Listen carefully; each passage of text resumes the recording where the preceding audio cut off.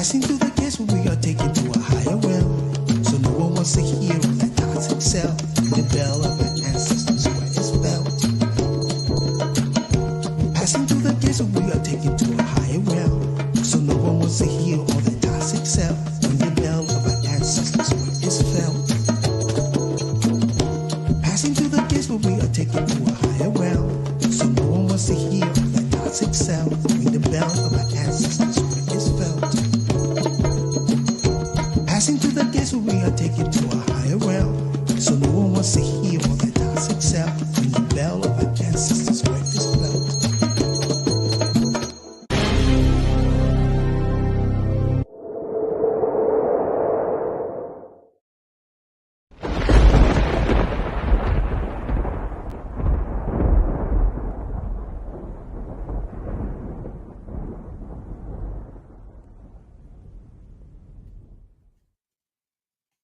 Yeah, peace. Got back. Salam. All right. Where awareness goes, like I saying, where consciousness go, your awareness, your ball of light, the energy is gonna flow there. You know what I'm saying? Energy is gonna flow. So we're going to be this whole week. I want to concentrate on that root energy. You know what I'm saying? And the reason why I'm doing this because I will further expound myself. You know what I'm saying? More and more we're beginning to get more connected with the constellations and the way the constellations is navigating life here on this planet. You know what I'm saying? So you got the Bear constellation and you got the Draco constellation. You know what I'm saying? That's the Bear, Russia, and then you got China, the Dragon, Dracos, the Dragon constellation. And look what's happening. And now you have the bear market. Everything is down. So this whole week, definitely going to address finance, economics.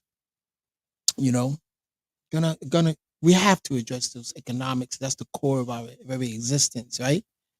And to make our mentors and our teachers proud of us, you know what I'm saying? That we're able to take doctrine, knowledge, and create an economic base so as to make him, definitely to big him up. You've done it. Anyway, we're gonna go impact that. I'm gonna expound myself a little further. But with all due said, what's going on? Plantando bandera. That means I'm planting my flag. I'm planting the flag. We got many flags. I got many flags. There's this flag. There's a revolutionary flag. There's a nation flag. There's a town flag. Maunawa has its own flag. You know what I'm saying? There is a spiritual flag like a Tamarain flag.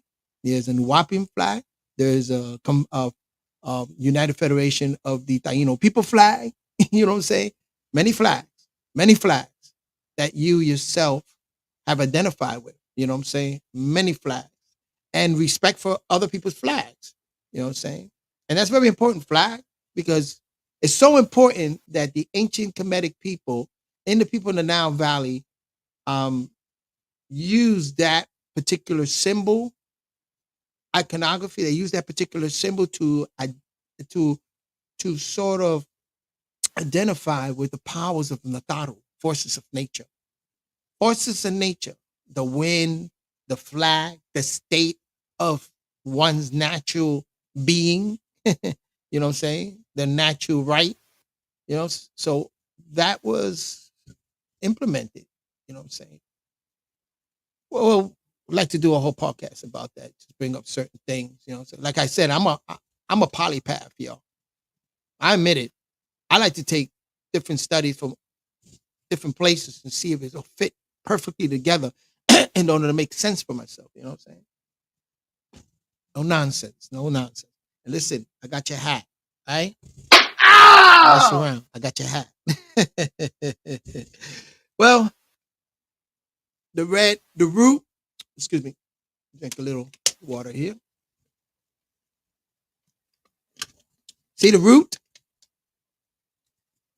Again, we're born with forces of nature, these character and personalities, the etheric body that we get from the etheric world, the dark matter out there, right?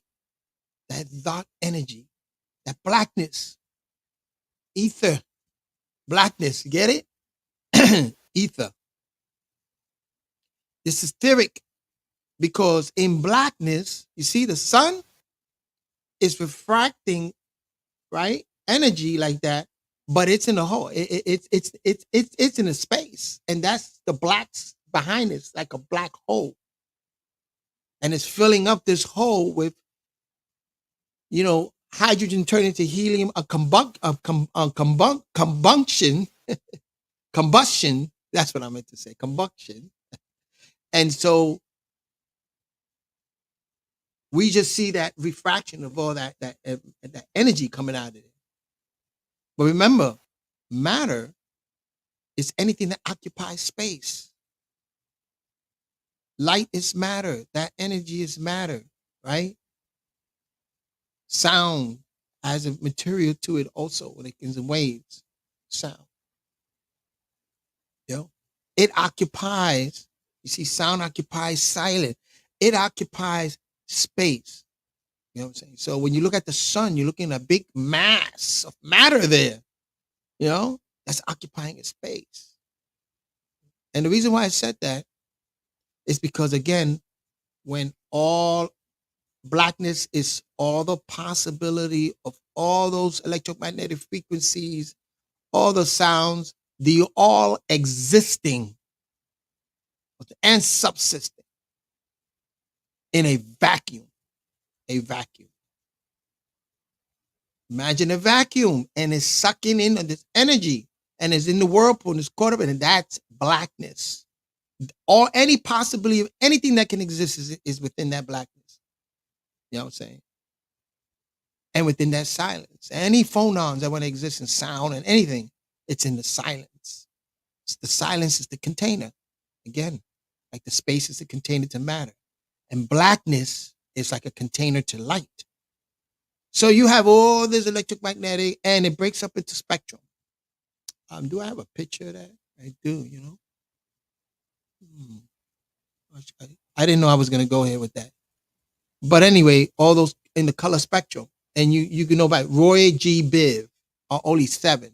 Roy, red, orange, yellow, G, green in the middle. And then you got Biv, B-I-V.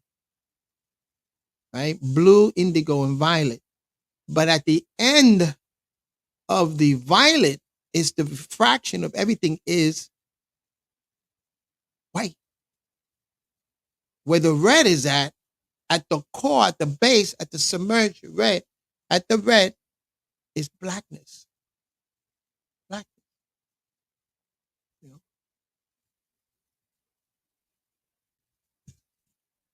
The negation, the facilitator of movement. You know what I'm saying? Of movement.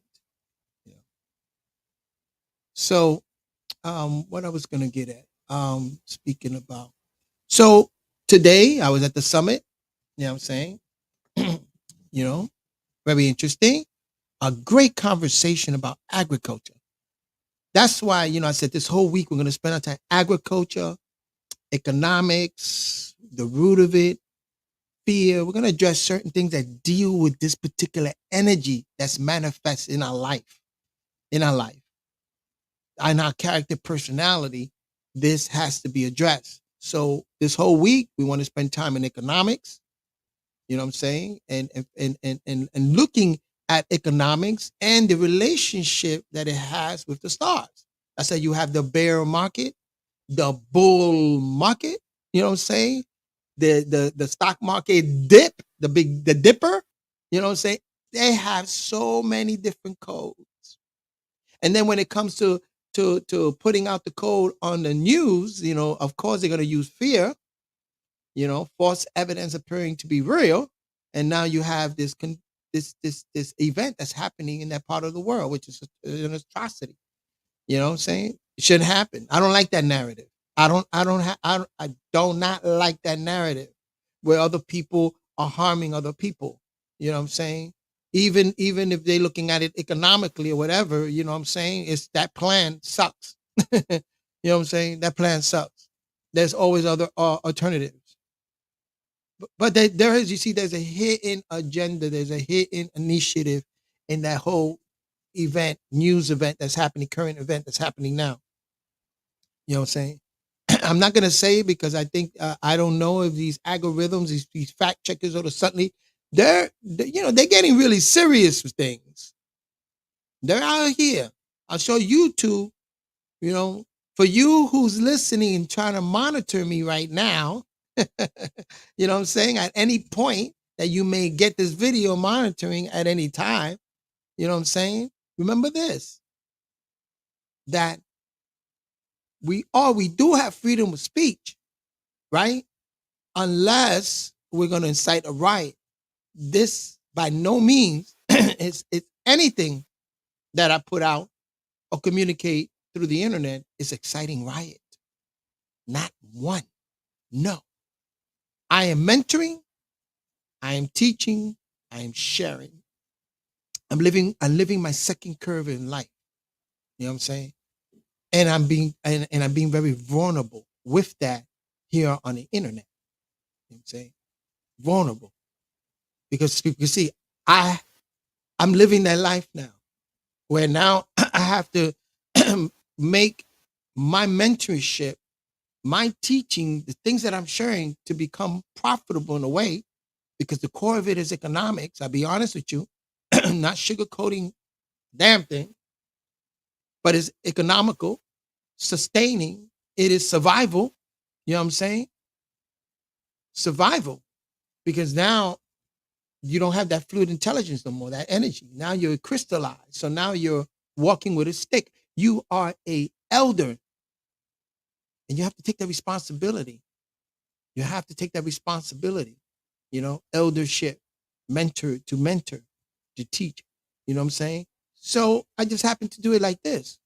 You know what I'm saying? And pretty soon I'm going to reach out in real time because I'm heating pretty well. And also that's the whole purpose of this whole week, is to share and to see how we grow economically. I mean, I have right now a shout out to some of the Boricuas I met, good brothers that are involved in for instance, the monetization of the streaming and stuff like that. That whole fourth industrial streaming and monetization and generating currency like that. There's nothing wrong with that. Nothing wrong with that at all. You know what I'm saying? Like I said, you're putting out good content, right? You're mentoring, you're teaching, you're sharing things from a wisdom, right? And that should be honored. Our elders should be lifted up. Shouldn't have to worry about anything. So we have to big them up and make sure that there's a stream coming through there. Make sure that there's something. If the elder is engaging in something, make sure and say, "Oh, the elder, we have to support him because he comes with a wisdom." Even though what is getting involved, it doesn't pertain to that wisdom that he acquired, but still the opportunity there is, you're looking at a man that have lived a life and knows the right and wrong in the history of certain things. That's wisdom. That's a nabab. A nabab. That's pa nabab yananin, the wisdom of the light and the dark. You know? A nabab. You're the nabab. Mukdal, and you're a nabab. Nabab, the one wisdom. You know what I'm saying? You earn that right because you've been around the block for a while. You know what I'm saying? Hey, let's get serious on that, bro. Hey, what? You coming to this block? Take that. But anyway, so this whole week, and this is Monday, this whole week should be spent on economic based type of conversations. I've been studying the constellation, and so we're in the indication is that we're in the bear market. We're in the bear constellation. We're in, that seems to be shedding uh, uh, um, light, or that seems to be the electromagnetic force that's coming from that constellation that's being manipulating or is what is say is driving. There we go. Is driving our society on energy because they got people that are invested in that. You know, you go to Wall Street, you know, and then that's the talk. The bear market, the bear market. Okay, now it's time, right? The prices, bear market, the price of stock goes down. So if you're holding a certain stock that you bought at a certain price, as you see it depreciating, declining, right? So people fear, false evidence appearing real. They don't understand. They don't stand to reason that that market, that shift, that wave of currency works like that. So in nature, as this bear market happens and you see the declining of society, you see the declining of goods in the market and the stock market because everything seems to be and everybody has this that mode that says that, oh, this is declining. That's an opportunity. This is the other side of the wave. That's an opportunity. I mean, if you read up on Warren Buffett and you read up on these expert, these CPAs and these experts in finances, they'll tell you this is the time that I buy.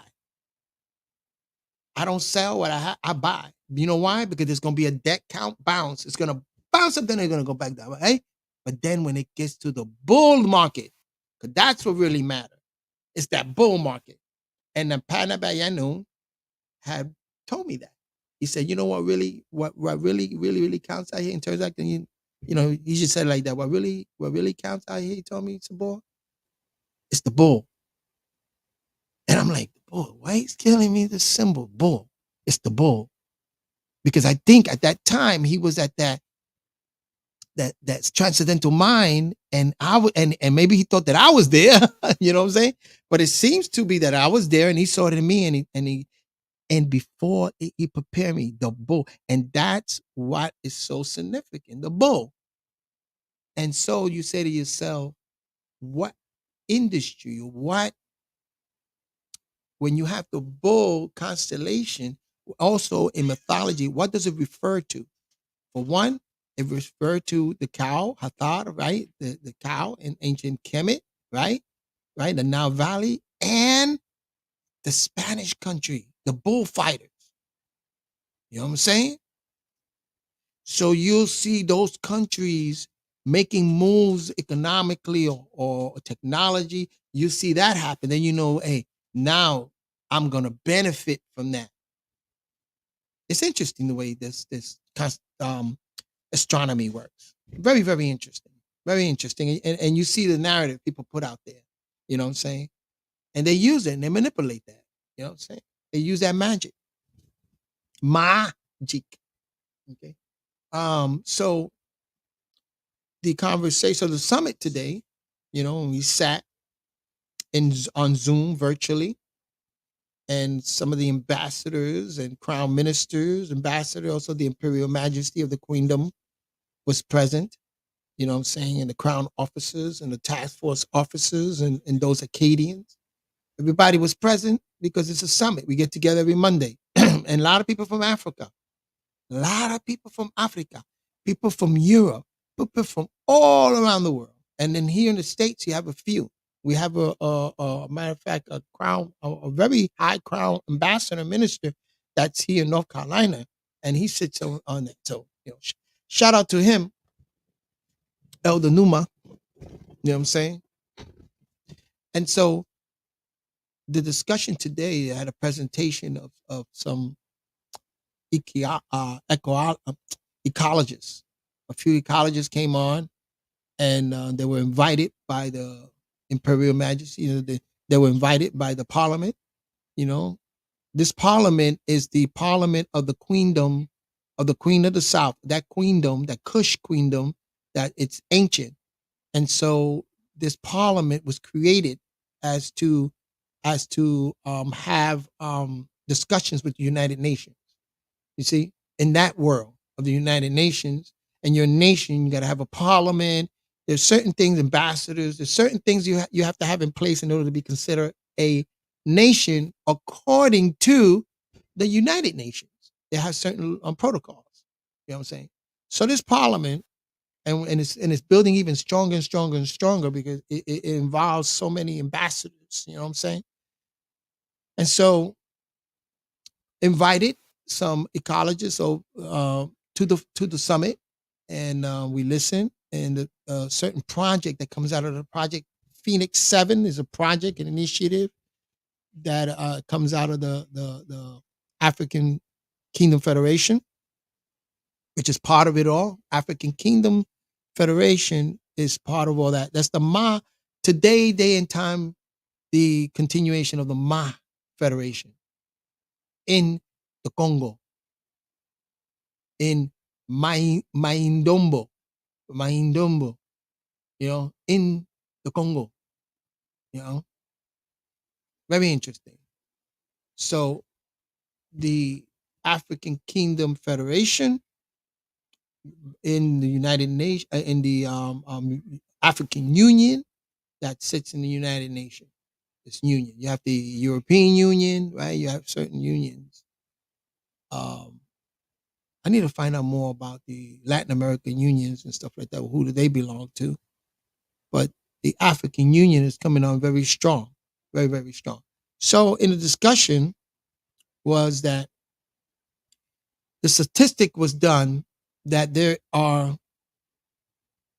more, there's so much resources that the continent of Africa have, especially in the Congo. There's so much resources, so many rivers, so many land, forest, land, have so much resources. It can feed it can supply resources to the whole continent of Africa for years to come. And this is just in the Congo. You know what I'm saying? And so only like about 5% is being used now. Out of 95% of resources, only 5% is being used by the people, the villages, the surrounding chiefdoms, kingdoms and stuff. Because Africa is still, they still have kingdoms. You know what I'm saying? It could be a country, but within that country, there's kingdoms in there. There's chiefs. This is villages. This is indigenous practices. Still in practice today. And here in America, you have the Native American with the Moorish. They still practice here today. You know what I'm saying? Especially in the South. You have certain tribes of people. You know what I'm saying? So getting back to Africa and the Congo, so we're talking about agriculture. They did a presentation on agriculture. You know, agriculture is definitely, oh, excuse me, agriculture, Bondo, what's going on, Bondo, Floyd? Agriculture is definitely at the root of it. Remember, this whole week we're going to spend time with the Root Energy Center, and it deals with economics. Agriculture is so much part of your root energy, the root, our core existence of survival, right? I call the being, you know, to be, survive, to survive, survival, preservation, all of that's the core of our existence, right? And this is the area in life, the the the the force, the force that we have, the living force that we have in life that deals with, again, agriculture, economics. It deals with the root of things. It deals with the power of renewal, right? Right at this point in life, at this character, part of what makes up your character personality, part of that is the ability that you have to survive, right? So we're taking it to dynamics up, survival of your nation or your community. You see, food, food, agriculture, food is economics. involve economics, and that's at this particular energy center, etheric energy center, because that's a force. That's a force that comes out of black. That's a force that helps things survive and to thrive and to grow, right? So we have this force within us.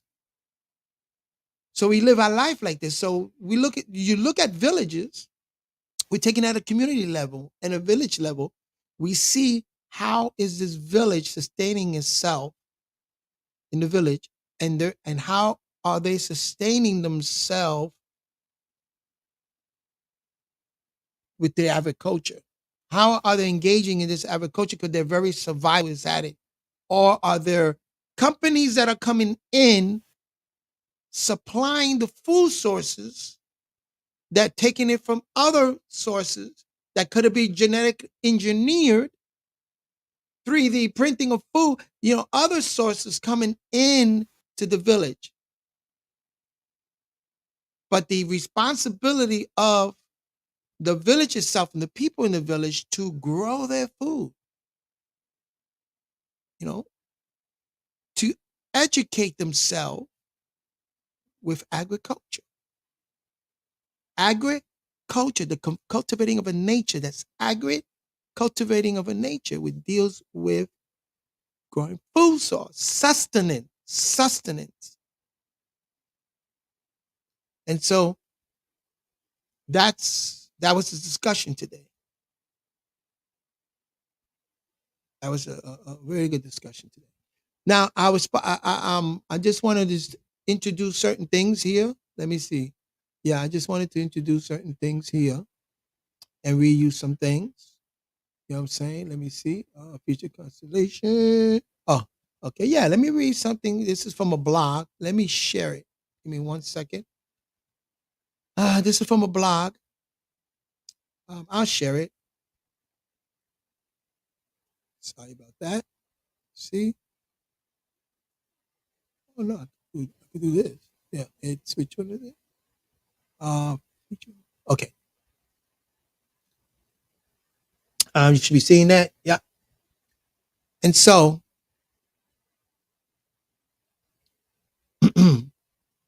this is what I was speaking earlier today, because remember root, the root energy center, right? The root economic everything is also reciprocal to your crown. And your crown is like a satellite. It's looking up to the stars. The crown. So the crown and the root are reciprocal. Reciprocal. So in order, there's a consent, there's a narrative. In order to navigate, and this is what's practiced in Wall Street. This is what's practiced around the world, around some nations, especially here, is the knowledge of the constellation and what the constellation is doing affects how we run our agriculturing and ourselves, and we govern ourselves. You know, for instance, you had the Great Reset, right? You look and check the peep it. You have the Great Resets in astronomy, the Great Resets, reset in the constellation, and everybody talking about like the conjunction and the Great Reset and the conjunction and the things and the planets lining up, and this is happening. And it was a big astronomical event that was going on. And then what did you have here? You had a Great Reset in finance, the global recess. You had a Great Recess in economic when they brought in the initiative, right? You know which one I'm talking about, number 19 initiative. And when they brought that in, it reset. It resets everything. Even church, it resetted everything. And that's what the Mayans spoke about, the resetting of a new age. So there was a bit of, you know what I'm saying? It was happening in the cosmos at the same time it was happening here. So now what's happening here in today's day and time? And I think there is a I believe there is a update about this. That's the reason why I started looking it up. So the featured constellation, the Bears and the Dragon. So this is a blog, interesting, and I'm just listening what they have to say. You know what I'm saying? I'm just listening. Okay.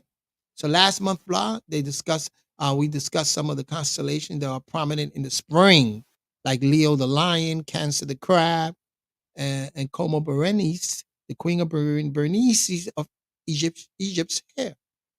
This month, we will focus on two of the most well known, as well as one of the longest constellation visible in the night sky, and that's the Ursa Major. And the Great Bear, the Big Dipper, the Ursa Minor, the Little Bear, the Little Dipper. The Big Dipper. Through many people know it simply as the Big Dipper. Think, lady. This constellation is typically associated with bears. Bears. Hmm. Isn't the mascot or the symbol for Russia is the bear? Hmm. According to Hindu tradition, Haudenosaunee, I can't forget about that tradition, the four stars of the triangle form the shape of a bear, while the other three stars represent three hunters actively engaged in the hunt. See that? The hunt, the first hunter closest to the bear is robin, a completely black colored bird, a robin, a bird. Uh, uh, Thunderbird, Black Chief Thunderbird. Oh, I don't. The next star hunter is Chuckadee. The furthest hunter star from the bear is Moosebird. And here he goes. The hunter bear during the fall, the hunters and the bear during the winter. These are the hunters, the bear, hunters and the bear during the different positions. Because from the Polaris North Star, the North Star, from there, you have to look at that and you have to see the position, all right, from the earth, the position that the hunters and the bear take. And you see in the different seasons, right? Spring, summer, fall, winter. The trio pursued the bear from the spring to the fall, with the bear constantly outpacing the hunters. However, in the fall, the tired bear stops and stands to fight the hunters. At this point, Robin shoots an arrow at the bear and wounds it. The blood from the bear falls into the trees, explaining why they change color in the fall. Hmm. Likewise, the bear blood also completely covers Robin. While Robin does his best to shake the blood off, a red straight streak remains down his midsection permanently, explaining why robins today have red breasts. Hmm. This is mythology. Classical mythology also sees this constellation as a bear, counting for the name Ursa Mayor, or Great Bear. Un Ursa Mayor. The story of Ursa Mayor comes from the story of Callisto and Arcus.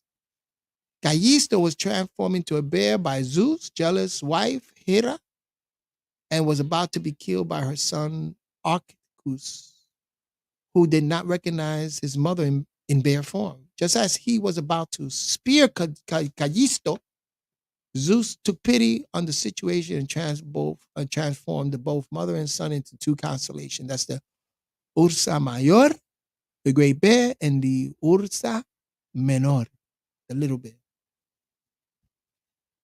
This is, again, mythology. But if you look at the mythology and you see how mythology also plays a role in a lot of these countries, because these countries study mythology, you know what I'm saying? Their ambassadors or their dictatorial or their alphabet boys, like the KGB, there's a lot of studies. You go into these universities where there are a lot of them they pick out of these universities and they study this stuff, and then some excel very much into that particular science.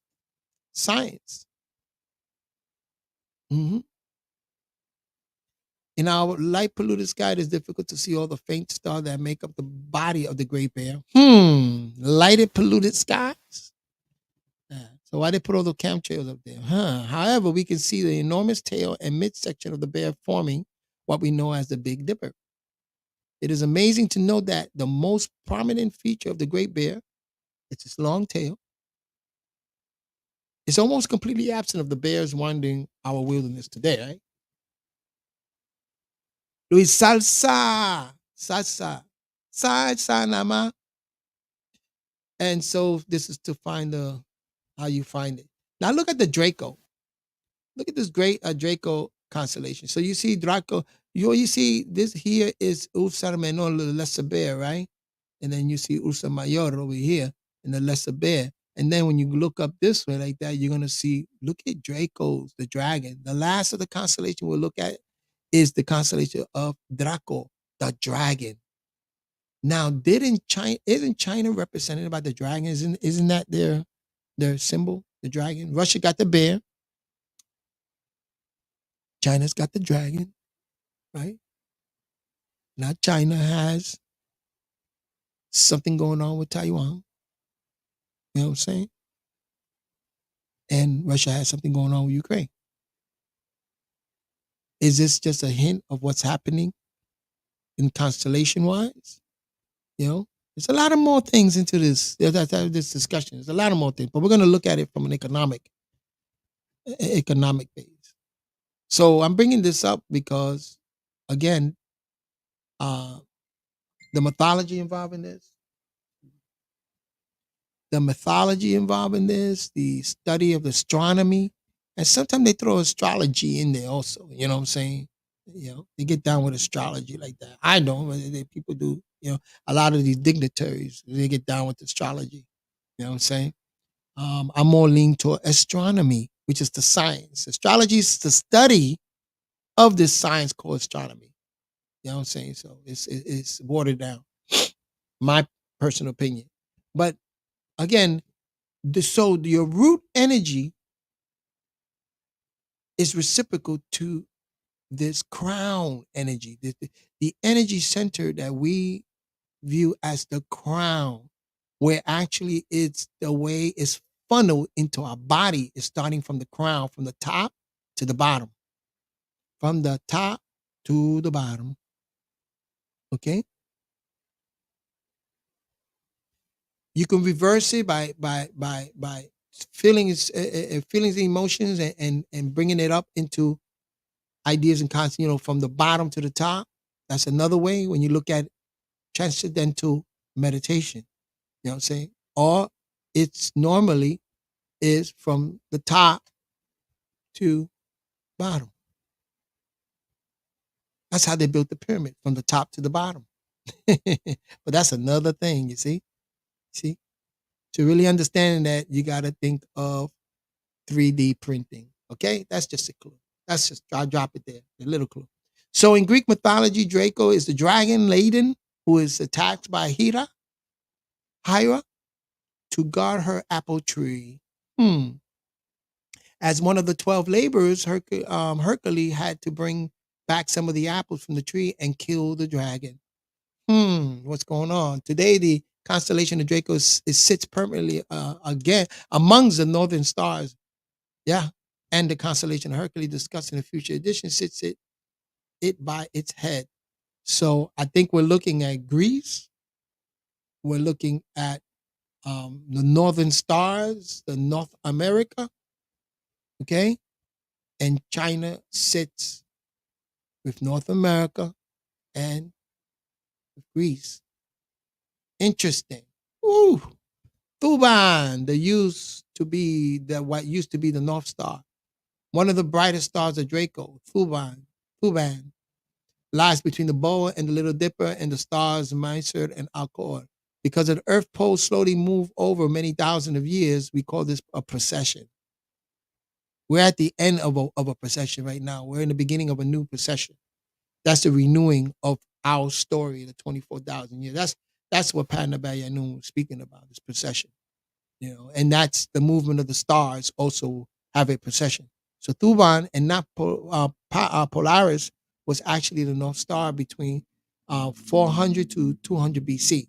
See, again, when you study history and you study and you're looking at agriculture and you're looking at a lot of the civilization and what happened and this and this and that. You got to also look at that point stars and the processions where they were at. And a lot of time they gave clue because they also were looking at the stars and they knew about these processions. So that's why you'll see the Aries, in certain temples, and you see a few different, different animals that represents the astrology, you know what I'm saying, and constellations. And when you look at the dendera, that's the key right there. So it's all tied into the genetics with the dendera, all tied in with genetics. You know, so this North Star between the age of 4,200 BC, before the Common Era, before Christ. Many of the Egyptian pyramids were aligned in such a way whereby a passageway was aligned to Thuban, the North Star. See? As I said, well, why did it was so great? Why did it fall? Well, because again, the procession, the lining, it was not in line anymore because that's the season. You know, that's the seasons of the cosmos. Things changing in the cosmos. That's the progression of the cosmos. So now in today's day and time, possession, we're heading back, is being reset back. You know, so just wanted to read that, and that again is the Draco's dragon. So you got the dragon. So you get to see how even in the narratives how people hide things, and they use this knowing what's happening in the stars. They're going to bring it down, and they're going to predict to you what's going to happen in real life or in countries, in humanity, you know what I'm saying, and the social political, you know what I'm saying, and even in the economics of humanity and the different nations, their economics. So they're looking at the stars. So that's what it means to be reciprocal, is that it dictates, it powers also our root when it comes to agriculture. So this is the time right now. We're at the bear market, right? This is the time right now, okay, to start renewing your economics. Remember, at the Earth Energy Center, and we deal with that later on, and what that represents, it's the grounding, it's the anchoring. Now it's the renewal part right now, the renewal part. And agriculture is at the core of it. You renew your culture through also renewing your agricultural practice. So we were speaking about, and that's when I brought up. Hold on one second, please. I brought up the school because I saw this one time in a school. I saw it one time. What up, Major Key Boxing? What's going on? I saw it one time. There was a school. I think it was in Puerto Rico. To be honest with you, in Borinquen. There was a school where the children was planting their own vegetable, a garden, their plot. And then they used, when there was a harvest, they were using those vegetables and that to cook it right there in the facility, right there in the school, cook it. And that was the children's lunch. It was a lunch program like that. So how important that is for the youth to learn about agriculture, right? To be engaged in that, making it fun, making it competitive, making it fun. They're learning about that. And then they're also expanding on that with the fourth industrial revolution, talking about technology, that hydroponic gardens, aquaponic, hydroponic gardens and stuff like that, growing things. And you know what I'm saying? You're expanding their mind, you're educating them, you're expanding their mind so they can see agriculture as something that help feeds them, and having an affinity for that, having a likeness for that, having a respect for that, and having that power.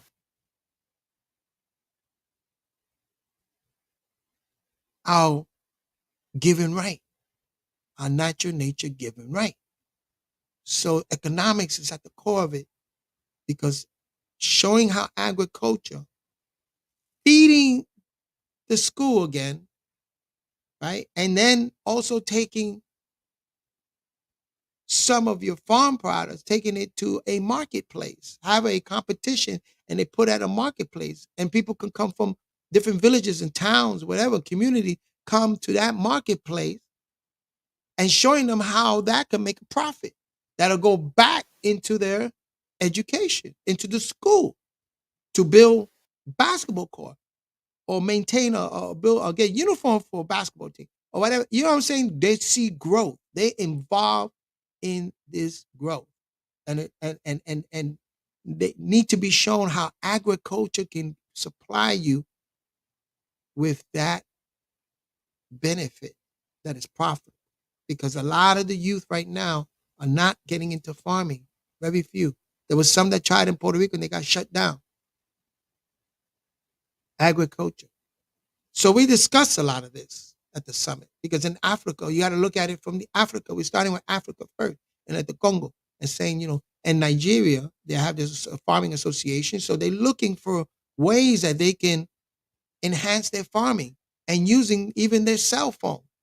With your cell phone, it can help you with farming.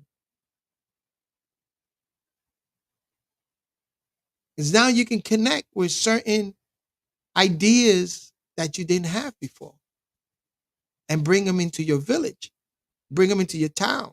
If you're in Santo Domingo or in Haiti, in Borinque, in Cuba, you bring them to your town, and your schools are being reset, and putting a value on these school systems, that it should be schools of life. These schools shouldn't be just about learning about social studies and stuff like that, something that is unpractical. It should be agriculture, technology, that they're putting a hands-on experience on it. But that's your best teacher. And that's, again, a way of teaching where you can validate things by actually touching them and involving yourself in that. You know? So these are discussions that we had. And so the history of that, when you look into Africa, give me one second. Um, hmm, hmm, hmm. What the hell? Sorry. You're still there? Yeah. Stream, yeah. There is a book that I wanted. First of all, what time is it? Oh man. Let me take a little time here. I have to take this time out to say the chants, just so I can, practice here in real time. Anukija wepa ashuk impa paut. Wukale ashuk kawun jawefniya. Anuki kwasang impa paut. Wupa paut kawun kwasam im niya. Anuki wahu ameh pa paut. Wupa paut kawun wahu ameh niya. Nukukador najah ameh kwasam impa paut. Wuhabab ameh mushras nakukwador kawan kale pafefnakuk dayor jawe pa paut.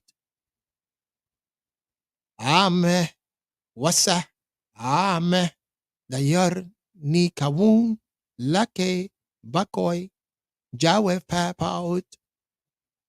Anuki yabi bi nafasni pa paut kawun anuki papaot Kwador, nakuk Kwador, papaot amul, nakuk amul. One more. This is the lahe hum maneh nun, lahe hum maneh nun, amtikum, amti hacer carrer hum, amti hacer carrer amti hacer carrer nun, amti hacer jawefnia, ti hacer nia wu anuki yaye, ashuk yaye, ashmu jayehnun, yaye natharu, afuknun, anun, athar, mukhralukum, yaye natharu, afuknun, afuknun, yaye natharu nun, anun, atum, atum,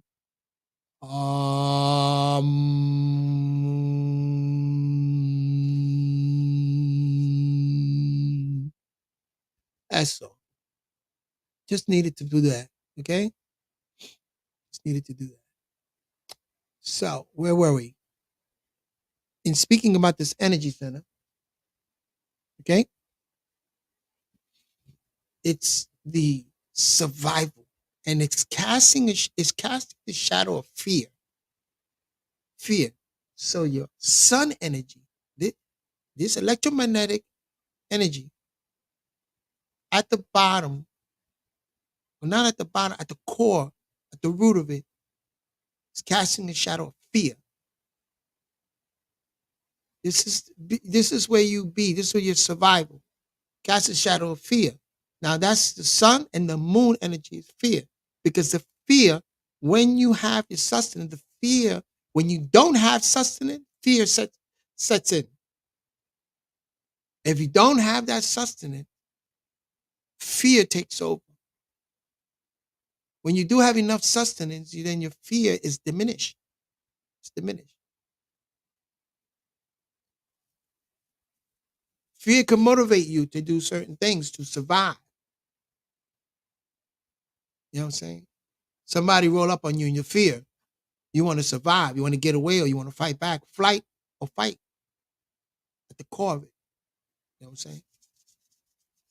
That's the root energy center. And the reciprocal of that is the crown. The crown is like a satellite. It is it is being again like the crown, a satellite, the point that it is targeted to certain points. You can't. When you're in that transcendental mind, those star clusters, you can't, you could. You know what I'm saying? That's the whole idea of that's another science. You know what I'm saying? Another science. But that's at the core is reciprocal because that affects your agriculture. It affects your survival, your very survival, because all those your crown sees all this constellations, and all those constellations, the etheric energy, the energy that it has is being funneled. What comes out of that, it could be is this debris. I don't know. But what comes out of that, the sun is using it and renewing it and doing what it does. And then that's how that forms our etheric body. And we're talking spiritual talk here. We're talking character and personality talks, you know. So it superimposed your physical body. The root superimpose your prostrate gland, the perineum in your body.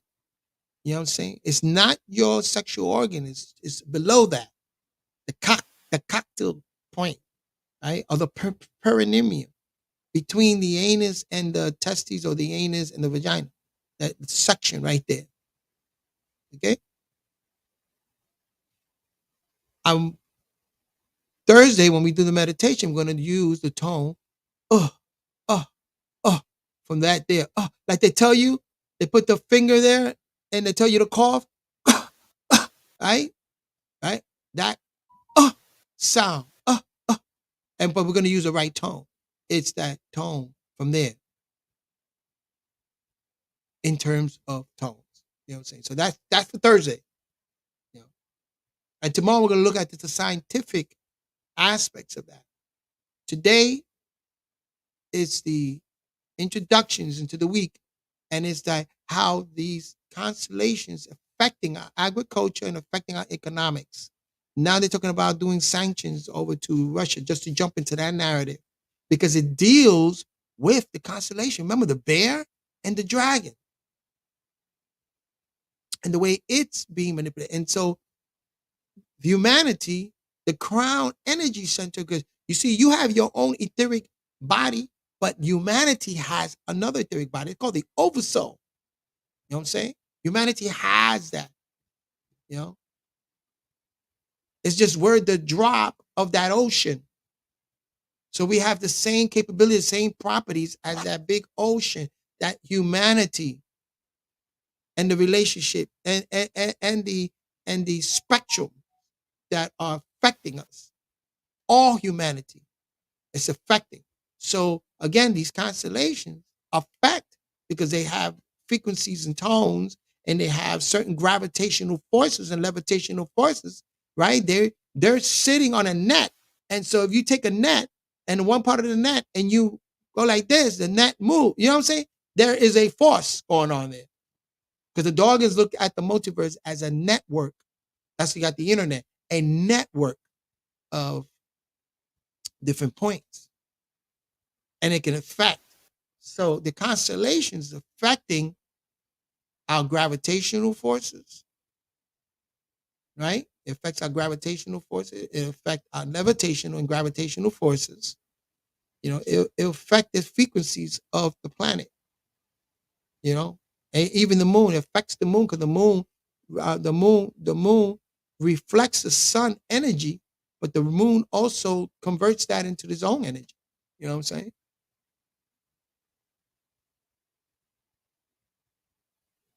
So the history of this, I was trying to bring something about the history of agriculture in Africa and in the Caribbean. Right? In Puerto Rico, agriculture was advanced.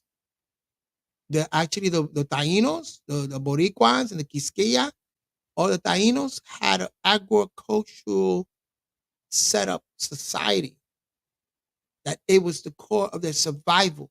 And the same thing in Africa, agriculture, the millet, the millet, uh, certain beans and certain things that is grown in Africa. And then when you look at the historicity of that, of the Ma Federation, and they were fisher hunter gatherers. And then after that, they started venture out and became agriculturists. Some venture out and became agriculture. A section of them was hunter gatherers with a bow, animal, and another section were fishers with spears, depending on the situation they were. But you see, there was a lot of fishers throughout Africa, because Africa has almost like, what is it, 300 rivers or something like that? Well, a lot of rivers. Congo itself got 5 rivers that are very, very, very lively. So imagine the fishers in those seas. You know, that's why you call them fishers, hunter gatherers. The Ma Federation, Ma Indala, the Ma people, which we come out of. That's our ancestry. You know what I'm saying? Taino family, yes, Lavas. So yes, the Taino, especially most of the island, the Caribbean, or Taino, where they were at, very agricultural.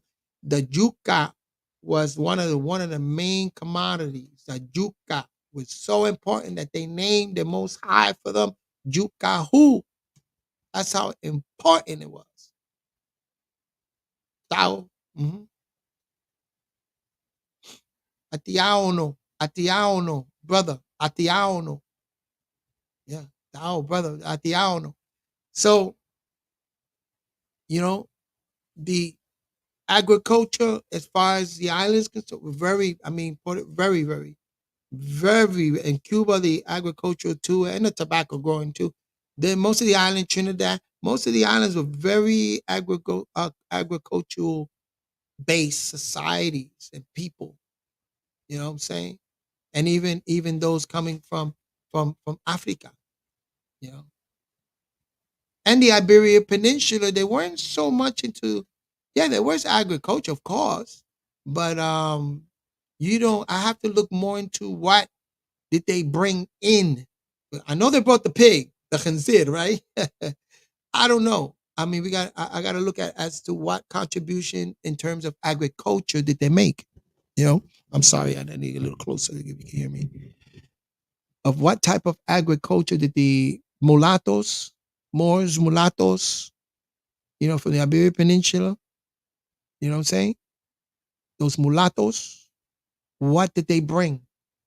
The taino against the yuca, the guayaba, many different fruits and vegetables the taino was already cultivating, you know what I'm saying, on this side. And then the Africans brought a lot of also the yame. They brought Africans brought also some, and you can trace that back. You can trace it back that you can see it even before Christopher Columbus got here, because in his letters he talks about certain certain foods that were being grown and traded with Africans, and what were Africans trading, and what they were supplying. There was a trade going on, a big trading. See, they don't tell you that. You know what I'm saying? In the history, they tell you that in the Caribbean and Latin America, before Christopher Columbus even got there was a big trading thing, trade going on, market, you know, from Mali and from those African states coming over. They even said that the Vikings even came on down. You know what I'm saying? I don't know how true that is, but anyway, I'm speaking about migrations of Africans coming to this part of the world. You know what I'm saying? And the contribution they made that you can see is evident in linguistics and agriculture, because we're on the subject of agriculture. So I definitely want to do that. Probably on Wednesday. Probably on Wednesday, I will want to do something on that, on the agriculture of Africa. The mixture, that evidence of similarities in the agricultural culture, that culture here in America with the ones in Mali, and even the Taino culture with the ones in Africa. You know what I'm saying? The correlation, the correlation, because we all the same people. That's what that we are the same people. We are. We're that part of humanity that has evolved and now revolving. We evolved to different schools. We spread out. Different schools evolved. But when you look at it, we're all the same. And you can see that similarity in what? Ma, in tone and frequencies. Reality. Every child throughout humanity says, Ma, Ma, cries out for Ma, ah, ah, Ma, or Ma. When they get into that, they want that, suck on that memory. That memory. They want to suck on that memory. You know what I'm saying? We all wanted to get some of that memory, the ma. And that's tones. See, that's an ancient tonality, character, personality, ancient. That's why when you see in the Bible, you see ma'at there. That's a representative of the balancement, ma'ah. So it became ma'at. That's ma. You know what I'm saying? A mother, balanced. And the feather, light as a feather. And that goes so deep. Oh, it just goes so deep. So so the discussions we had in the summers were a very good one. I learned, you know, I learned of how nation states, of how parliament functions. I'm learning about that. I'm learning about a governmental aspects, social, political, and government of people, federation. I'm learning how federations, you know what I'm saying, is very, very, very important. And I'm hoping to share that expertise, that seat of ambassadorship. I'm hoping to fulfill that, to stretch out into the Caribbean, and stretch out to North America and the Caribbean and Latin America, this whole Western hemisphere. You know what I'm saying? Very, very important because we've been here always, always been here, traveling back and forth. It was part of our landmass. What else can I tell you?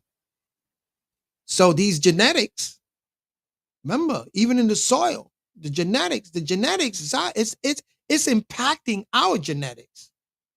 So it's talking, it's being amplified. That's why I said, all those radio waves coming from the center of the galaxy, where it's the core, the womb of the galaxy, the center, the womb, the Gabat center, Guabat center of this galaxy, this multiverse, right there of this solar system. There's waves, radio waves coming from there, and radio waves are carriers of consciousness, of awareness and information, outformation, coming outside of us. So it's coming in. You know what I'm saying? And when you study that particular science, this is what they're coming across against. You know, so this is what they're acknowledging. Um, so, mm-hmm. Mm.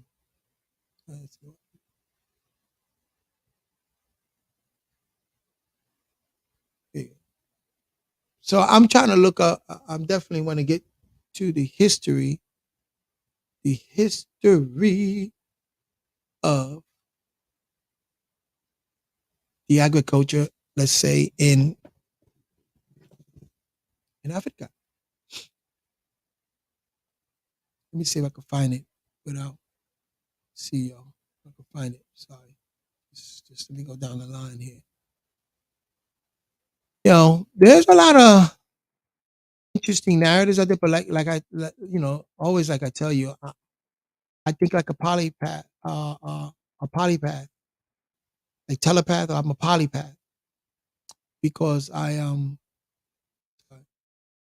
like to take different sciences and different narratives and different schools of thoughts and put them together as to see. And it's not like, you know, his brother made a comment one time like, it's not like that. In other words, you're taking a bunch of stuff and just throwing it on the wall to see what sticks. Well, there's nothing wrong with that, to be honest with you. But no, it's much more than that. I am utilizing my puzzle abilities to when things are puzzling, right? And you put things together and you put the puzzle together, the rompecabezas encaja.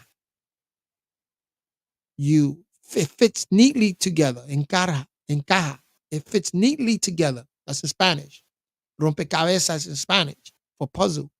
So when it fits perfectly together, neatly together, then you say, arrive at some truth. Here you go. Got it.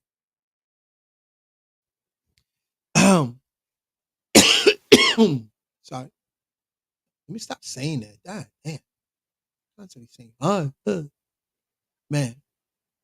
We gotta watch our tonalities. We have to watch the way we speak. You know what I'm saying? That's why I like learning Sabig and more learning it. And because even in Spanish, you know what I'm saying, there's certain things that we don't say. You don't. It's not in our language unless they bringing it into the language. You know what I'm saying? Let me share screen. You know what I'm saying?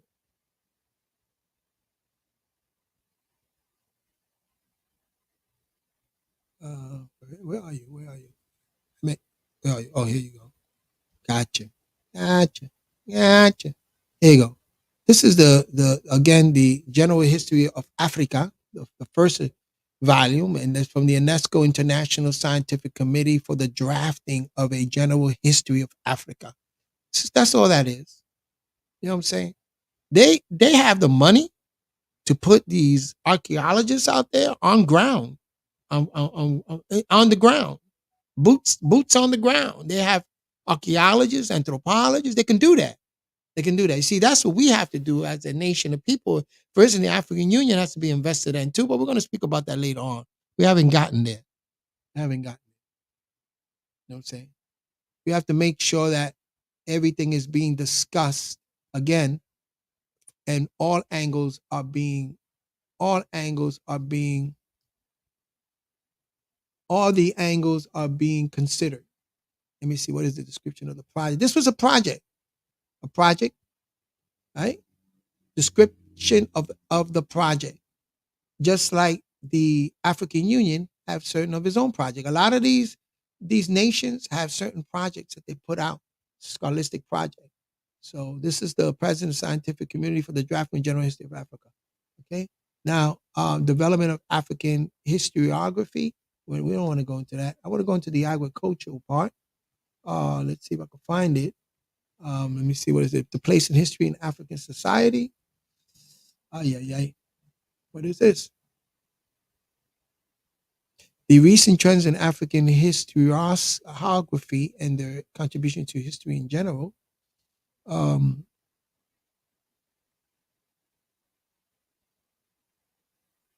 hmm.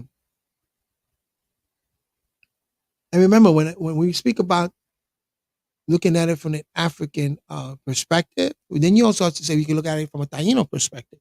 You know what I'm saying? It's the same technique. It's the same skill. You just gotta apply sources and specific technique used in African. If it just is the outline.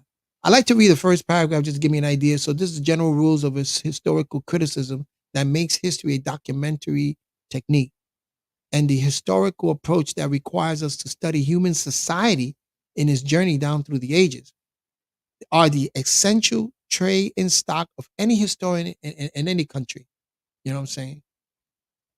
Neglect of this fact meant that the people of Africa were for a long time outside of the field of interest of Western historians, for whom Europe was the whole of history. Europe, you go to Europe, they always been in Africa, and they had, telling you, so much documentation out of Africa, the European nations. What lay behind this attitude, though it does not show itself openly, was a persistent belief that in the absence of a written text and archaeological monuments, Africa did not really have any history. You see? Well, how can they say no archaeological monuments when you had the pyramids of Giza? That's Africa. Gotta be very careful. You know what I'm saying? That's Africa. You know what I'm saying? And written text, that's the written text in ancient Kemet. So you can't separate ancient Kemet. Now that was a persistent belief. But when historians and when humanity started to finally realize that that now valley and those texts that are written on the walls and those archaeological monuments, it's African. Today is what we call African stories. African stories. Mhm. So that's not what I just read the first paragraph on that. Just to while I look over here. Let me see, what is this? Written sources before the 15th century. Man, uh, I think well, this is a very long book. This is 840 pages, but I should have marked it. I should have marked it because we want to look at the agricultural and the different techniques. Just for oral tradition and the methodology. You know, let me read this: oral civilizations. Okay, the African civilization in the Sahara and south of the desert were to a great extent civilization of the spoken word. Okay, civilizations in the Sahara, the Green Sahara, south of the desert, and great extent civilization of the spoken word, even where the written word existed as it did in West Africa from the 16th century onwards. Talking about the 16th century onward, because only very few people knew how to write, and the role of the written word was often marginal to the essential preoccupations of a society.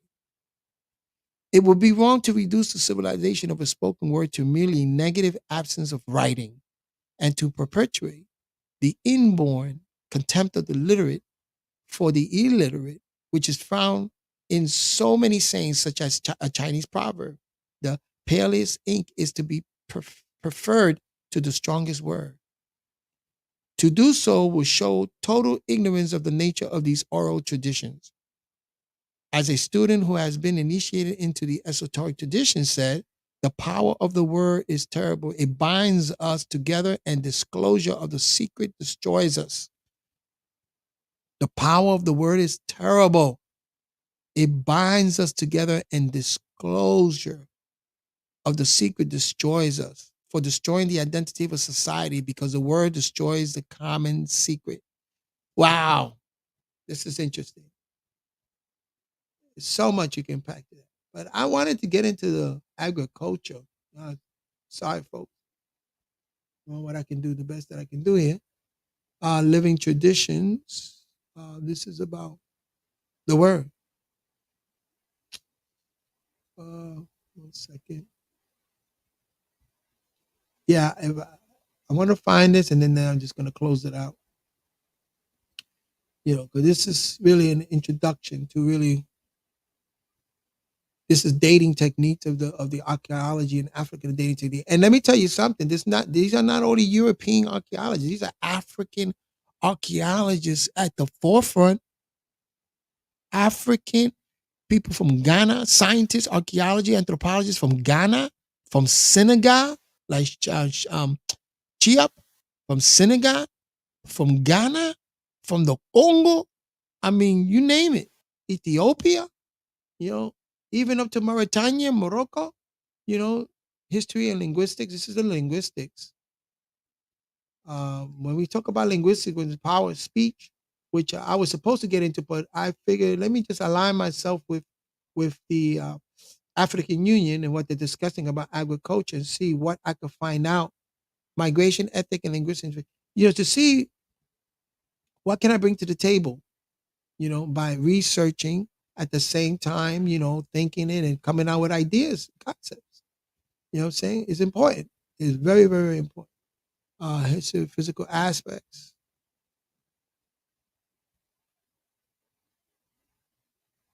Yeah, yeah, yeah. This is a long, long book, y'all. This is a history, economic aspects. Let's go into that. Because remember, the economic aspects, economic at this root energy center, right? Our being, our survival, our being at the root of it, right? Now, according to Gilbert, the real function of historical geography is to reconstruct the regional geography of the past.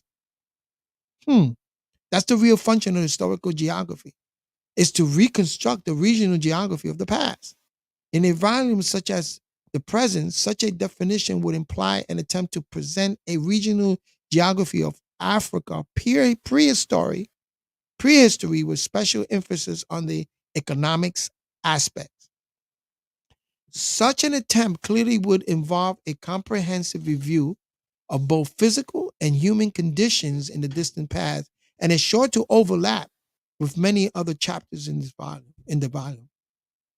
In the circumstances, the emphasis in this chapter is to consider the natural resources based, especially in the terms of how this was perceived, the natural resource, how it was perceived and utilized in prehistoric Africa.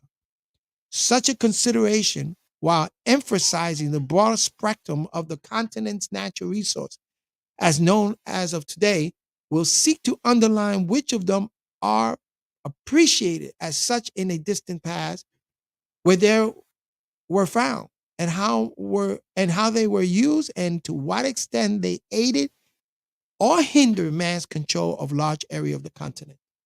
You know, survival. And also then this survival deals also with this root deals also with minerals, certain minerals at the root that you need for sustenance, right? Sustenance. Before I go on, let me bring something up here. Hold on a second. Sorry about that, y'all. Let me get off this screen like this. I'll leave it like that. Sorry. Let me do this. Let me look for something here. Here you go. Yeah. I like to refer to this chart because it's very interesting. Yeah. And that is when you deal with the root, see the root energy center, right? Deals with stability. This is just stability, right? Your stability is right there at the core, at the root. That's just stability. Now, here in this particular science, Kemetic science, they're saying that Osiris or Asar is the deity that sits over this stability. I can see that. I don't know. I haven't got it. The Lord of the Netherworld, which is the Lord of the mental dead, that world of the mental dead. But they have their own world. Matter of fact, I got to see my Walking Dead. I missed a couple of episodes. The first episode. Oh no, no, no! I'm gonna do this tonight. Yeah, I like that. But that's the netherworld. Imagine it like that. You know, and the mental dead is only mental dead because that mind doesn't have the ethereal knowledge, hasn't been awoken. It doesn't have the ethereal knowledge in order to recognize the survival, our survivals in the etheric realm, our survival in natural nature. Natural nature. You know, kingship is here, the root of it, divine immortal form, and I want you to think about also agriculture when you think about this. Because even with another world, the mental dead does not have the necessary knowledge about agriculture. So it's perpetuating a dead mental farming techniques. That's how you got to see kiss the ground. When you think about that, you know what I'm saying? When you think about it, you know, that's the mental dead. The death culture has been there, very detrimental. And you can see what it did to the earth energy or the earth in general. You know what I'm saying? So here's your kingship, divine immortal form, cycle of, again, creation, death, and rebirth. So this is where renewal. Stability is the force, right?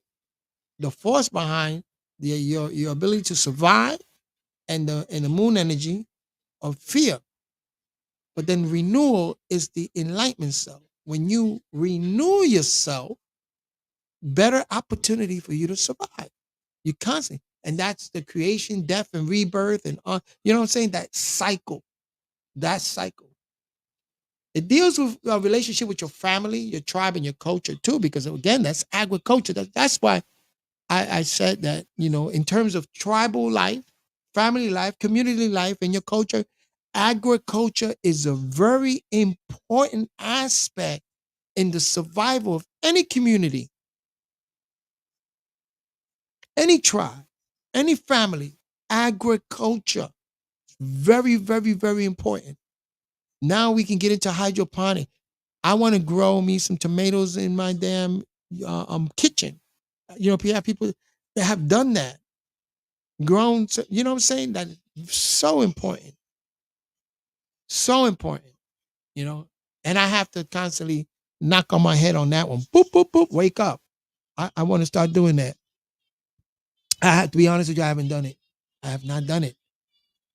I've done it one time, grown some tomatoes, upside down tomatoes. That was cool. But I wanna, there's certain herbs that you can grow in your kitchen. There's certain herbs you can grow in your I have a balcony. So when the time is right, this is the time now to actually plant that. Because when the season comes of the spring, it'll start springing up. So this is again economics too. Now is the time for you to plant your economics because you're in the bear market. Remember, this is all deals with this energy. You're at the bear market right now. You know what I'm saying? The declining. But when you buy, you can buy it at a certain stock, and then you watch it when the bull market comes up, right? And the bull energy, you go for leap forward. You got the debt count banks bounce first. Don't fear that because it's just bouncing, getting used to go and soar up. Same thing with cryptocurrency right now is down. But if you buy it now and sit on it, some people buy and they sit on it, they watch it going up and down. They do it, they just sit on it. But if you can now, it's to buy. Now is to renew yourself, renew your economics now in ways. You know what I'm saying? If you have to learn about paper trading and day trading or anything like that, or cryptocurrency trading, they have that also. If you want to get into, if not, again, if you're all on the age and you can't get into any of that, you know what I'm saying? At least push your children to get into it, or people that you know, at least propagate that, because that's the core of it. That's economic. We live like that at the Ansar Allah University. You know that we have farms. I used to be at the fruit stand, and we used to get all the apples up there. There were vineyards, and some of the children too was growing. Panda Yanun used to grow things on his balcony that he had on the top floor, on his bait. And then some of the sisters, some brothers in the back, some sisters, they were growing stuff. Oh yeah, they were understanding. We had the fruit stand, because that, Panda Yanun wanted us to get into agriculture and create a market. We was creating a market. We call it the Ansarullah market. You know what I'm saying? People could come from everywhere. They're driving through, they come to us, and we grew some of that fruits. We was getting to that point. You know what I'm saying? Very important. So your relationship with your family, your tribe, right here at this energy center, and that's the stability. And it deals a lot with, again, agriculture. You know, the red jasper is the stone, and I have it right over there, right? Jasper, very important. And cedar wood. I gotta get me some cedar wood. I like my oils burning right about now. I like to burn my cedar wood right now. Burn that. My sage always, but the cedar wood, burn that. Create that environment to constantly remind me that it's about right now renewing the economics, right? So that's how you feel safe and secure, right? Feeling safe and secure, uh, taking a healthy pride in family and culture. That helps you. Yeah, when you have that stability, you're going to feel safe and secure. Economically, at the base of that, too. You're going to also take healthy pride in your family. You know what I'm saying? You say, okay, we're stable here. We have the stability. But right now, when you got everybody on that page to say, yo, this is the time to buy up stocks, you know, penny stocks, if you will, or stocks. This is the time to buy cryptocurrency, those coins. You know what I'm saying? You be careful, because my mother was telling me today about the people that got busted. There's crime everywhere. I guess they figured that one out. You know what I'm saying? But this is the time right now to again renew, renew. Think about the creation, death, and rebirth. Renew. Become a divine and immortal form. This is the time right now to pay attention to those constellations. We're at the bear constellation and dragon, right? Well, now we got to look at that and how it's affecting. It's affecting the news. It's affecting certain countries. It's a sanction that they want to put on Russia. Sanction. They can't. So if they put sanction on Russia and in China, right? If they put sanction on them, America, all the different products that we're going to be missing in our stores. I walk now to Target, or if I go anywhere, I see that it's not fully stocked like it used to be. It's not. It's only certain places are, but it's not. It's not. Okay. You feel it rooted in the material world, because this is, again, that root, right? Materially, economics. You're going to feel rooted, right? And your collective unconsciousness, that submerged consciousness, collectively, your emotions and your feelings, and that reciprocal to your ideas and concepts. When you deal with that and you're feeling collectively subconscious, that means all your feelings, all those energy emotions, all of that is collective. You're viewing it collectively, and now you're looking at life. You're looking at that energy center. You know what I'm saying? Um, I was still here, right? So, you know, wow. So minerals and the development of human technology. So this is getting to the core of, again, Africa, and the stability, resources, natural resources, stability. But I'm trying to look for the agriculture. Be honest with you, vegetal resource and population.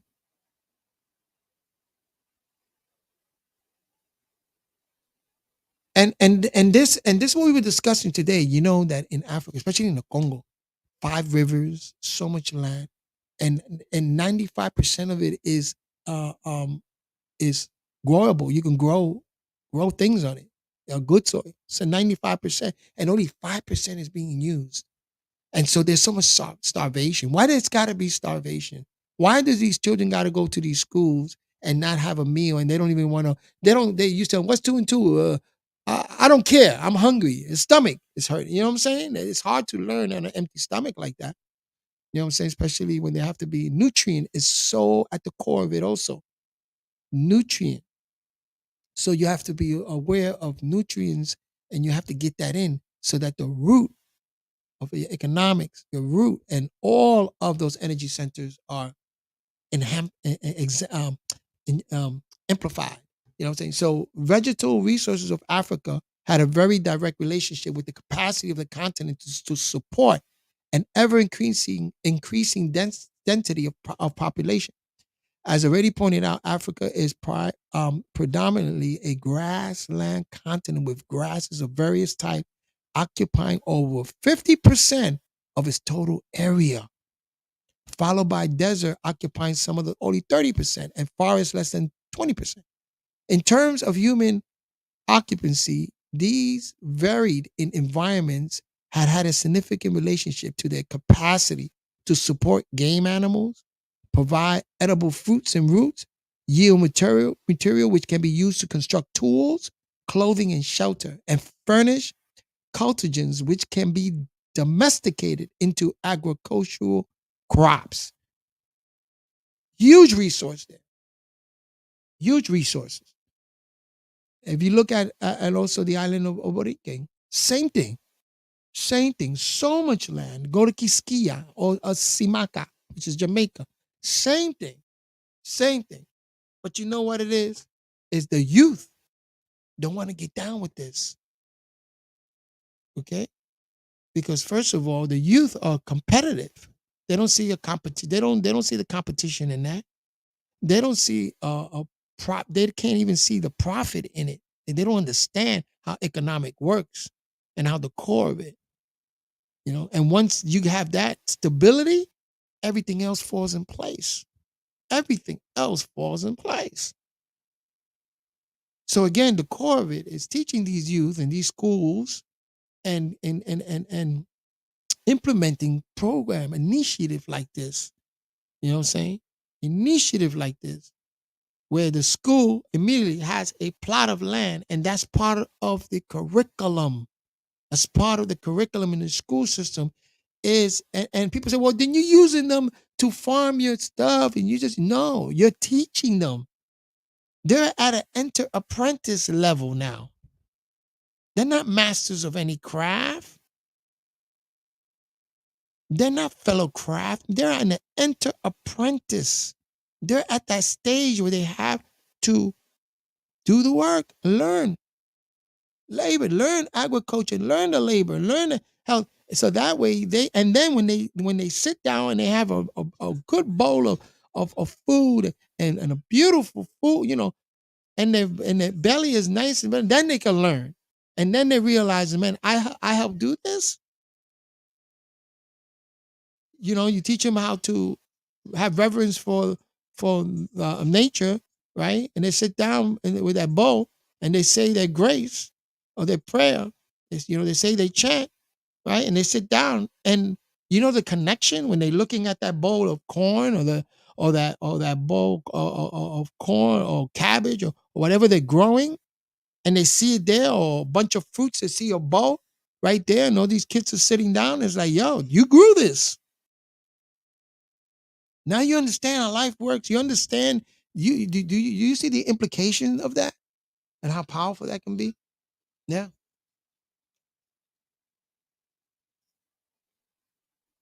Oh, okay. Yeah. Yeah. So that's all I really wanted to go do that. Wanted to go there on that. You know what I'm saying? Peace and blessings to everybody watching. Who's up here? Lovas, Major Key Boxing. Yo, honest question, because my wifey is an ex. Oh, Jehovah Witness, and we're driving, listening. Oh, well, that's beautiful. My thoughts on Jehovah Witness. I have family that's Jehovah Witness. Let me tell you something. Whatever school you're in, you know what I'm saying? if it's beneficial for you, but this is what I always got to tell you, we have to be careful of what is called the art of deception. That's what all these schools, if you're not going within the school of thought, for instance, Jehovah Witness, and getting to the core principles of Jehovah Witness, the core. You got to go back to, I think was Charles Tarzil that started it, a Mason. You got to go back into the history to really, the origin to really understand the school of thought and what it is and what it is, you know? And these are organizations, and you got to see how these organizations came about and where is their core attention at. Because Jehovah Witnesses have, I'm sure that the organization, there's people within that organization that are farmers and have farming. I know that no, the 7 day Adventists, a lot of doctors. They have a lot of institutions to doctor. Jehovah Witnesses, yeah, I'm sure that they have farmers that are Jehovah Witness, build a community, you know what I'm saying, and the core. So now this school of thought, you got to see what is it powering? Is it powering an anti-sociable nature, or is it powering a sociable humanity nature? Because they can talk the talk, but are they living that talk? They don't have anything bad to say.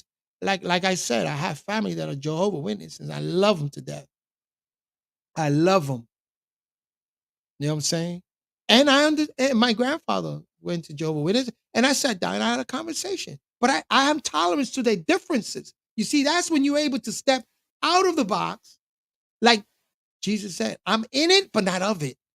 I could step into that box, but at the same time, I'm not of it, because that's the principle that the master teacher, Yeshua, back then, 2,000 years ago, taught, if you want to use that narrative. That's what Tahuti taught. I'm in it, but not of it. You can be in it, but not be of it when it comes to these schools of thoughts. And we learn how to do that. And that is, again, one of the energy centers, one of the innate abilities that we have as humans to step back, not get caught up in that box, and knowing how to step out of it. But in other words, that box, I put jewels in there, but I'm able to take those jewels and go to another box, take those jewels, and I can arm myself with jewels, the jewel of the mind, the jewel of the mind. So if you can learn whatever you can learn from Jehovah's Witness, I mean, I got one of these sites where they got an extensive online library. A lot of information you can get. Jehovah's Witness too, I think, wasn't allotted to library, because again, Masonry, a lot of libraries were created and were dedicated and created by Masons. You know, so the hierarchy in the Jehovah's Witness, check it out, are Masons, because they know the art of organization. It's needed. All these organizations, all of these religion school of thought, they know that the core of it is Freemasonry. You know, but then you got to ask yourself, are they beneficial? What is it doing to humanity? Because just simply saying that Jesus Christ is our Lord and this and that is not going to cut it. What are you doing on the boots down on the ground? Boots down on the ground. What is that community doing? Are they just going out there pushing? You know, what you have to find, what is it, if you're that type of person, you know, if you want to practice harnessing those other dynamics, and that's caring for, again, the soil, learning about that, caring about agriculture, caring for the soil, you know, growing food, growing food, learning how to seed and learning how to renew it, and watching nature do what it does. Watching nature do what it does. Natural nature. It's natural. It's like a potter's wheel. It speaks about in the Bible, the potter's wheel. Sits down, mold and shapes the potter, but then he's got to step back and let nature does what it do to harden that pottery. You know? The nature heat, you can put it in the oven and you watch you're not there, have nothing to do with it. It's nature doing what it does. That's your nature. You know what I'm saying? But anyway, I love that you're listening and say ex Jehovah Witness. Wow, wow, wow. Yeah. Maybe, again, you outgrew them. If you're an ex, you outgrew them. But what did you learn from them? And then take that and keep growing. Stack it up. Keep growing. But the main thing that I'm gonna concentrate on is actually survival, economics, the market, you know what I'm saying, what's happening, how to read, how to read the newspaper and read that concept in astrology. They're dealing with astrology. It's all economics at the end of the day. And how how these star clusters are influencing the way we live life. And that's biblical. That's in Job 9:9, I believe. That's biblical. What's up here, right? That's biblical. You know what I'm saying? But yeah.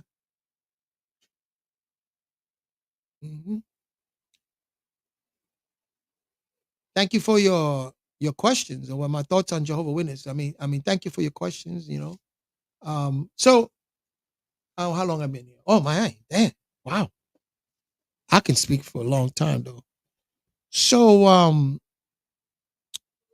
so the root energy center again, the survival is where you're at, and it deals with agriculture. It deals a lot with economics, agriculture. This is your stability, and so you want to stabilize yourself, right? So we have to look at the fourth industrial revolution. We got to look at our finance. This is the time not to renew a lot of things. You know, this is what is being pushed out. This is the time we went through the resetting phase with the big conjunction. We went to that. We went into that. Out of that, now things were grounded, anchored, and those that took advantage of that anchor grounded, and now they're renewing it. They when it went back into the bull and it moved in that direction, man, they will reap the benefit. Reap the benefit. There's a lot of brothers out there that can tell you I reap the benefit from the market, from paper trade, from the market, from agriculture, whatever they were in, they were able to reap the benefit if they anchor and ground it the right way and again renew it, replenishing.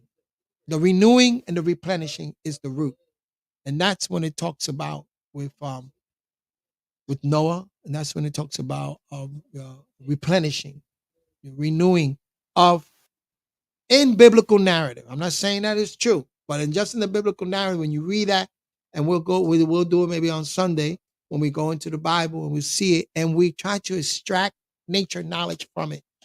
See, I don't like putting nature knowledge in it because I don't want to. I don't in any way to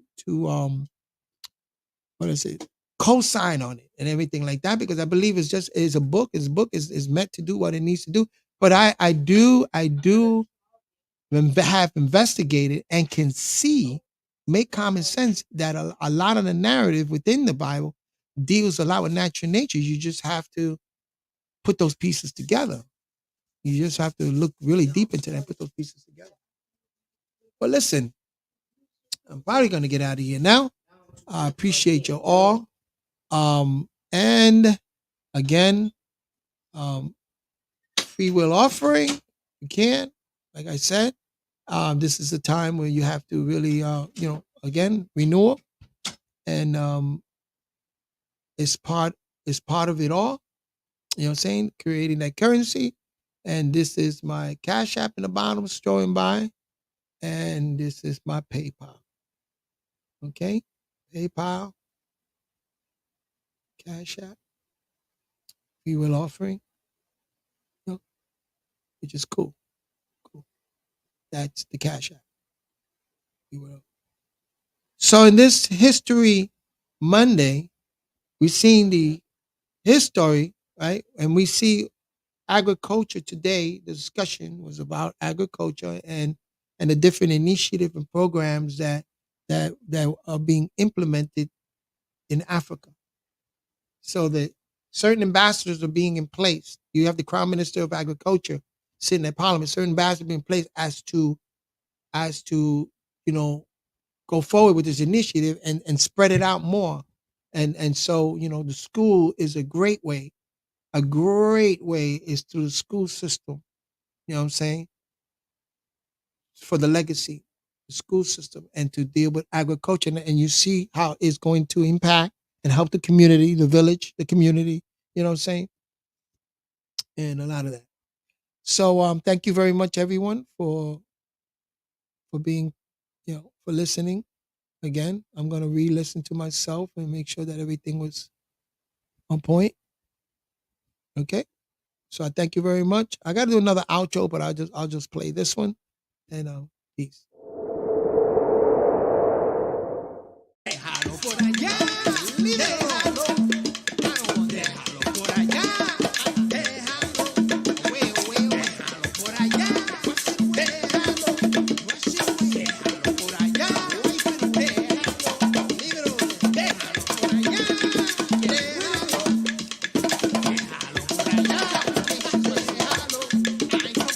déjalo por allá,